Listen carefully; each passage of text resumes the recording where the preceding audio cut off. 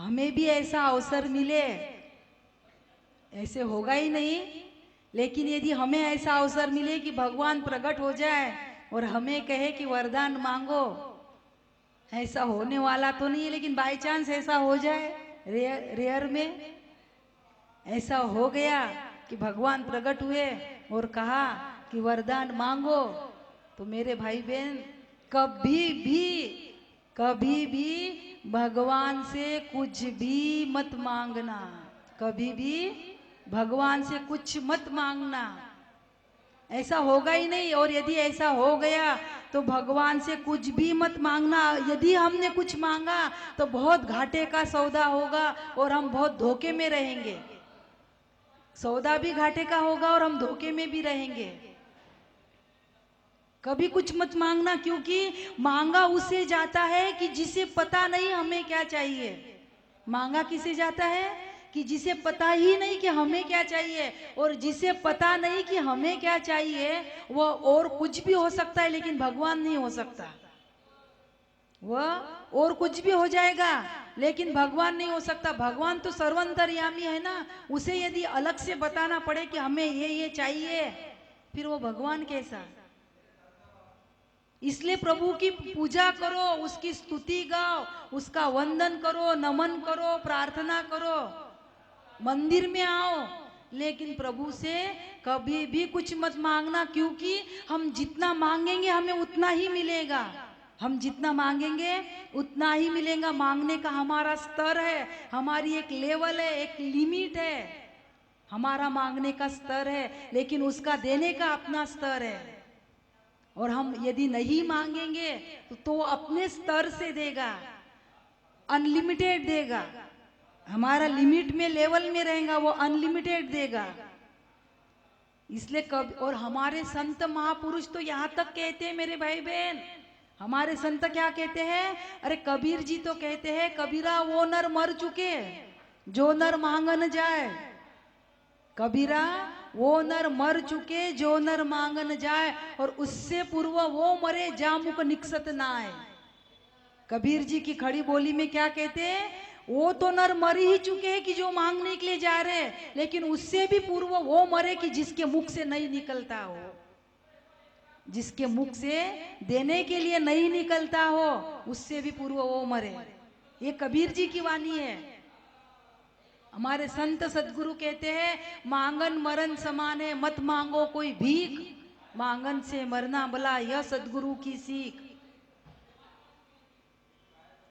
मांगना ही नहीं, तुकाराम जी तो कहते हैं ना, काही मांगने आमा अनुचित। और तुकाराम जी क्या मांगते हैं, हेची दान देगा देवा, तुझा विसरण व्हावा, गुण गाईल आवडी, हेची माझी सर्व जोडी, न लगे मुक्ती धन संपदा, संत संग देई सदा। हमारे संत महापुरुष तो यहाँ तक कहते हैं मेरे भाई बहन, उनके नक्शे कदम पे यदि हमें चलना है तो कुछ तो बातें हमारे आचरण में आनी चाहिए। हाँ, परहित के लिए मांगना है, मंदिर का जीर्णोद्धार है, किसी सेवा कार्य के लिए, परोपकार के लिए, सत्संग का आयोजन शुरू है, इसके लिए यदि कोई कुछ मांग रहा है तो वो बात अलग है। मांगन मरण समान है अपने तन के काज, मांगन मरण समान है अपने तन के काज, लेकिन परहित के लिए मांगना, मन मत राखो लाज। परहित के लिए मांगने में मन में मत कभी भी लाज मत रखना, लेकिन स्वयं के लिए नहीं, स्वयं के तन के काज के लिए नहीं। भगवान ने प्रहलाद जी से कहा कि बेटा मैं बहुत प्रसन्न हूं, कुछ वरदान मांग लो, कुछ कुछ मांग लो। प्रहलाद जी ने कहा कि प्रभु आप, मैं जो मांगूंगा आप दोगे मुझे, मैं जो भी मांगूंगा आप दोगे। भगवान ने कहा बिल्कुल पक्का, देगे देगे देगे, पक्का 3 बार बोल दिया। कोई भी बात 3 बार बोलने से पक्की हो जाती है मेरे भाई बहन, ऐसे नियम होता है। भगवान जब वरदान भी देते हैं तो क्या बोलते हैं, तथास्तु तथास्तु तथास्तु।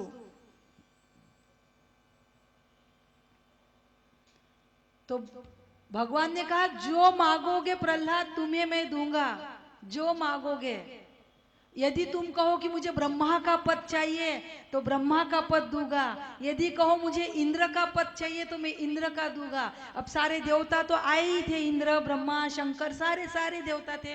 इंद्र को लगा कि मेरे सिंहासन के तो वैसे भी नट बोल्ट ढीले हैं, इंद्र के सिंहासन के नट बोल्ट ढीले हैं, कोई थोड़ी सी तपस्या करे तो इंद्र का सिंहासन डोलने लगता। इंद्र को लगा कि मेरा तो कोई भरोसा नहीं है, अगर प्रहलाद जी कहेंगे तो मेरा सिंहासन तो वैसे ही डोलता। ब्रह्मा जी को लगा कि यदि प्रहलाद जी ने मेरा ब्रह्मा का पद मांगा तो हो सकता है भगवान कह दे कि ब्रह्मा जी आप हट जाओ, आज से प्रहलाद जी ब्रह्मा हो गए, आप हट जाओ। शिव जी कहे हमें तो कोई टेंशन नहीं। शिव जी कहे हम तो स्मशान में रहते हैं और भूत प्रेतों के बीच में रहते हैं, हमारा पद जिसे चाहे वो लेके जा सकते, हमें कोई टेंशन नहीं, शिव जी कहे। लेकिन ध्यान से सुनना मेरे भाई बहन, प्रहलाद जी ने क्या मांगा? प्रहलाद जी ने क्या मांगा?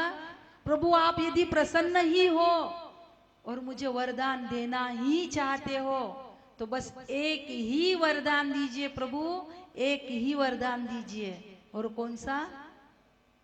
प्रहलाद जी ने क्या मांगा कि प्रभु जब तक मेरा जीवन है, जब तक मेरा जीवन है, जीवन पर्यंत, जीवन के आखिरी सांस तक मेरे मन में आपको कुछ मांगने की इच्छा ही पैदा न हो, बस इतना दे दीजिए। मेरे मन में आपको कुछ भी मांगने की इच्छा पैदा न हो, मुझे आपके सिवा कुछ भी नहीं चाहिए। और हमारा क्या होता है? हमारा क्या होता है? हम भगवान को छोड़कर भगवान से सब कुछ मांगते हैं। हम भगवान को छोड़कर भगवान से सब कुछ मांगते हैं, ये दे दो, वो दे दो, ये इच्छा पूरी कर दो, वो मनोकामना पूरी कर दो। मांगते हैं ना, सबका अनुभव है, आपके सबके चेहरे ही बताते हैं हमें कि हम सच में ऐसा जीते। मांगते हैं ना, हम मांगते तो है ही, लेकिन हम कबूल भी करते हैं ना कि प्रभु मेरा ये काम हो जाएगा तो हम दाल बाटी चूरमा का भोग लगाएंगे हनुमान जी को, ये काम हो जाएगा तो सोने का छत्र चढ़ाएंगे। करते हैं ना, ऐसे कबूल भी करते हैं ना। रोडग्याचं जेवण कबूल करते ना हनुमानजीला, हनुमंताला। अरे मेरे भाई बहन, भगवान क्या कोई बिजनेसमैन, कोई व्यापारी है क्या जो हम डील करते हैं? भगवान कोई बिजनेसमैन है, कोई व्यापारी है कि उससे डील करते हैं कि मेरा इतना ये काम हो गया तो मैं ये कर लूंगा, वो काम हो गया तो वो कर लूंगा। अरे सच में ध्यान से सुनना, माता लक्ष्मी नाराज होती है इससे। हम ये जो कबूल करते हैं ना, हाँ विनम्रता से, प्रेम से, समर्पण भाव से, यदि कोई ऐसी परिस्थिति आ गई, बहुत संकट विकट मुसीबत आ गया और भगवान के सिवा कोई आश्रय नहीं है, तब बड़े विनीत भाव से, समर्पण भाव से हम कहे प्रभु से कि प्रभु ऐसी ऐसी परिस्थिति आ गई, और हमारे अनुभव से कहे मैं, मेरे भाई बहन, और पहले दिन से कहते आ रहे हैं, हम प्रथम दिन से कहते आ रहे हैं, भगवान इन सब बातों से नहीं रीझता, नहीं रीझता, नहीं रीझता। हमारे पैसे से क्यों रीझेगा वो? अरे माता लक्ष्मी जिसके चरण दबा रही है, स्वयं लक्ष्मी जगदम्बा पराम्बा लक्ष्मी ही जिसके चरण दबा रही है, वो हमारे 1000 2000 1 लाख 2 लाख से रिझेगा क्या? रिझेगा क्या? अरे भारत की करेंसी विदेश में नहीं चलती। भारत की करेंसी चलती है क्या विदेश में? विद्वत्ता रिझा सकती है न, भगवान को हमारा लक्ष्मी रिझा सकती है, कुछ भी रिझा नहीं सकता। रिझा सकता है तो केवल प्रेम रिझा सकता है मेरे भाई बहन। अरे रावण क्या कम पंडित था क्या? आपने सुना होगा, महाज्ञानी था रावण, महापंडित था, महापंडित। चारों वेद, 6 शास्त्र, 18 पुराण सब रावण के कंठस्थ थे, कंठस्थ। रावण रचित आपने तांडव स्तोत्र पढ़ा होगा। क्या स्तोत्र लिखा है? 14 श्लोक, हम पढ़ भी नहीं सकते। जटाटवी गलत जलम प्रवाह पावित स्थले, इतने कठिन संस्कृत है उसके। इतना पंडित, महाज्ञानी, महापंडित था रावण। इतना बलवान, इतना शक्तिमान था कि सारे देवता, सारे दिक्पाल, नक्षत्र रावण के सर दरबार में, रावण की सभा में हाथ जोड़े खड़े रहते थे। सारे देवता, यहाँ तक काल भी, मृत्यु भी रावण के दरबार में हाथ जोड़े खड़े रहती थे। लेकिन वह रावण, राम विमुख अस हाल तुम्हारा, राहन को कुल रोव निहारा। राम जी के विमुख हुआ, ऐसा भी हाल हुआ कि उसके कुल में कोई रोने वाला नहीं बचा, उसके कुल में कोई रोने वाला नहीं बचा। राम विमुख अस हाल तुम्हारा, राहन को कुल रोव निहारा। अरे 1 लाख पुत्र और 1.25 लाख नाती थे रावण के। 2.25 लाख अकेले रावण का परिवार था।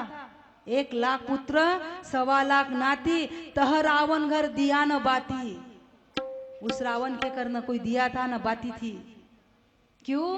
केवल परमात्मा से विमुख हुआ, राम को रिझा नहीं पाया। कहने का तात्पर्य, न विद्वत्ता, न वैभव, न कोई ऐश्वर्य, न कोई सुख समृद्धि, कुछ भगवान को रिझा नहीं सकता, कुछ भी नहीं रिझा सकता। उसे रिझाएगा तो केवल और केवल हमारा प्रेम। इसीलिए मंदिर में आओ। आप बाबा के मंदिर में, जिस सबका नियम होता है ना, किसी न किसी मंदिर में जाते हो, कोई अम्बा एकवीरा जाएगा, कोई कहाँ जाएगा। मंदिर में जाओ, लेकिन भगवान से मिलने जाओ मेरे भाई बहन, केवल मिलने जाओ।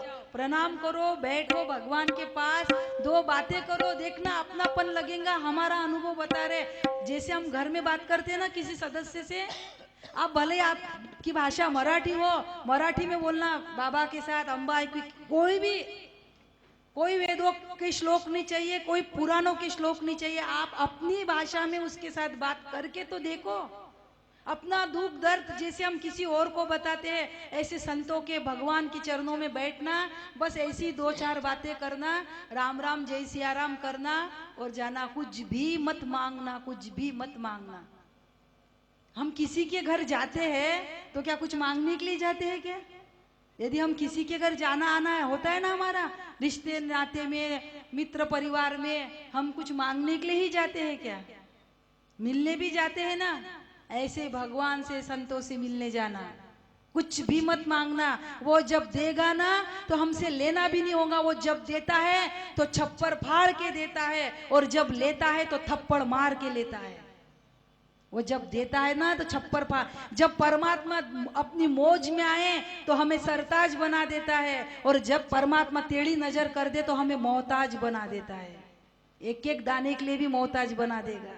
वो अपनी मौज में आए तो हमें सरताज बना देगा, सर का ताज बना देगा। इसलिए बस मिलने जाइए।